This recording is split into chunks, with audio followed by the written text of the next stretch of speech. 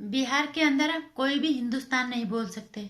खास करके ओबीसी के जो विधायक हैं उनको हिंदुस्तान बोलने की इजाजत नहीं। आखिर ओबीसी के दिमाग में चल क्या रहा है ये समझना बहुत मुश्किल नहीं है, आसान है अगर लोग थोड़ा इसको ध्यान से समझे तो।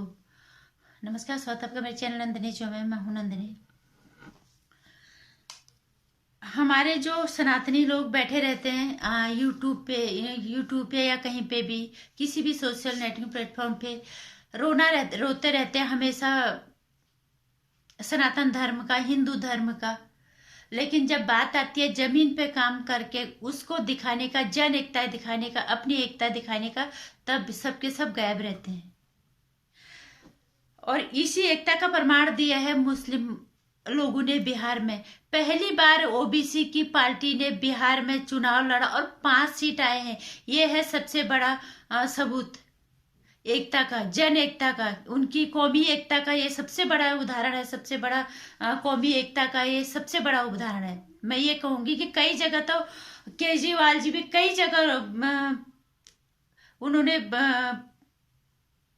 चुनाव लड़े, कई कई जगह उनकी जमानत जब्त हो गई, जबकि ओबीसी ने पहली बार बिहार में लड़ा, 5 सीट जीती। सिर्फ 5 सीट ही नहीं जीती, उन्होंने क्या किया, उन्होंने वहां पे उनके जो मंत्री हैं उन्होंने संसद में जब विधानसभा में वो शपथ ग्रहण समारोह में शपथ ले रहे थे, उन्होंने हिंदुस्तान बोलने से इनकार कर दिया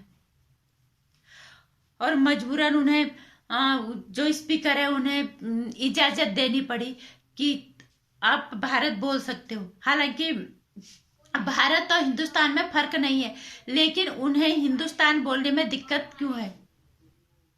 ये सबसे बड़ी समस्या, ये सबसे बड़ी सोचने वाली बात है। और अगर अगली बार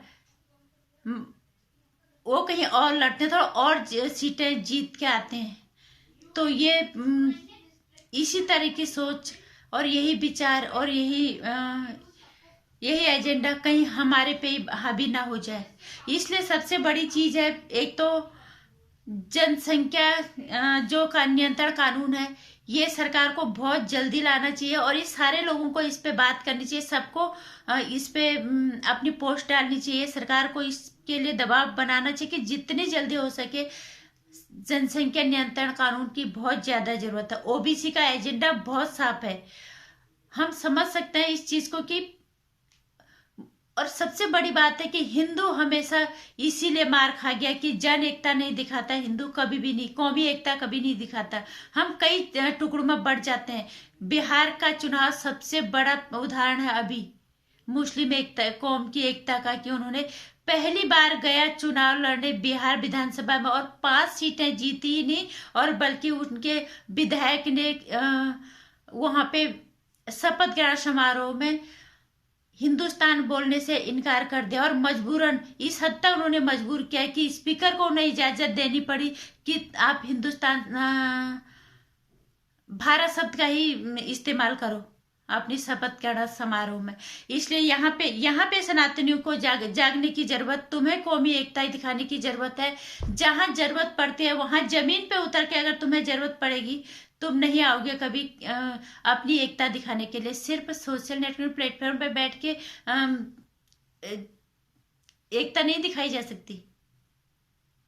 जिस तरह से ओबीसी ने अपनी ताकत दिखाई है, उनकी मुस्लिमों ने उनका साथ दिया है, 5 सीटें उनको दी और ऊपर से उन्होंने अपने हिसाब से उन्होंने शपथ लिया। कितना ये किस और इशारा करता। अगर इसी तरह चलता रहा तो फिर वो दिन दूर नहीं होगा, हिंदू फिर अल्पसंख्यक होते आएगा। इसलिए जनसंख्या नियंत्रण कानून बहुत जरूरी है और हिंदू एकता बहुत जरूरी है। और दूसरी चीज, जो ये सिर्फ ट्विटर पे या कहीं पे बैठ के बातें करते रहते हैं, वहां बात करने के बजाय उन्हें जमीन पे उतर के बात करने की जरूरत है। और ये बहुत ही काफी चिंताजनक संकेत है भविष्य के लिए कि कहीं ये दूसरी इस तरह की कौम हम पे हावी ना हो जाए। इस चीज का ध्यान हमें देना पड़ेगा, क्योंकि ये इशारा काफी खतरे की तरफ इशारा कर रहा है। ये इस तरह का जो माहौल बन रहा है, जब दूसरे लोग अपनी कौमी एकता दिखा सकते हैं तो हिंदुओं को कौमी एकता दिखाने में क्या दिक्कत है? जहां अपनों की जरूरत पड़ती है वहां तुम क्यों नहीं और बिना मतलब की बातों में उलझते हो? जहां जरूरत नहीं है वहां उलझते हो, लेकिन जहां पे जरूरत है वहां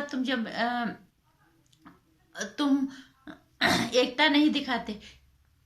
हिंदुस्तान और भारत में फर्क तो नहीं है, लेकिन उसने मजबूर किया स्पीकर को कि वो उसको इजाजत दे वो भारत शब्द बोले। पहली चीज। दूसरी चीज, उन्होंने वहां पे अपनी कौमी एकता दिखाई कि वो वहां पे 5 सीटें उन्होंने वहां के मुस्लिमों को ज्यादा मुस्लिम बाहुल भी है वो, वहां पे उनको 5 सीटें दी। अपने पसंद से उन्होंने शपथ ग्रहण समारोह लिया। अगर ये संख्या और बढ़ गई तो हमारे लिए कितनी बड़ी समस्या होगी। और लव जिहाद जैसी चीजें इतनी हो रही है तो ये फिर और कोई रूप धारण कर सकता है और समस्या खड़ी हो सकती है। इससे पहले कि ये चीजें ज्यादा बढ़े तो हिंदुओं को जागने की जरूरत है। हिंदू को अपनी जन एकता दिखाने की जरूरत है, बजाय कि कहीं पे सोशल नेटवर्क साइट पे जाके बैठ के वो भाषण दे या वो वहां पे जाके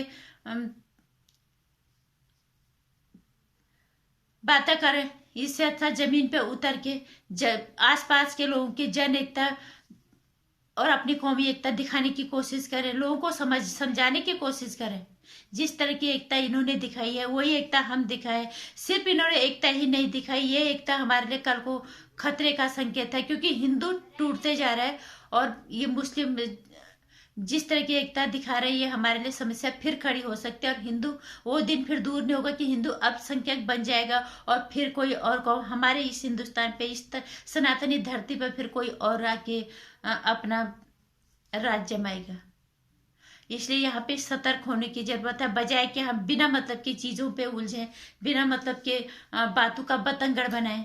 जो चीजें मुद्दे की है उन पे अगर बात करेंगे तो चीजें आसान होंगी हमारे लिए और हम अपनी जन एकता दिखा पाएंगे। और यहाँ पे सीखने की बात है कि कौमी एकता क्या होती है, ये सीखो आप बिहार के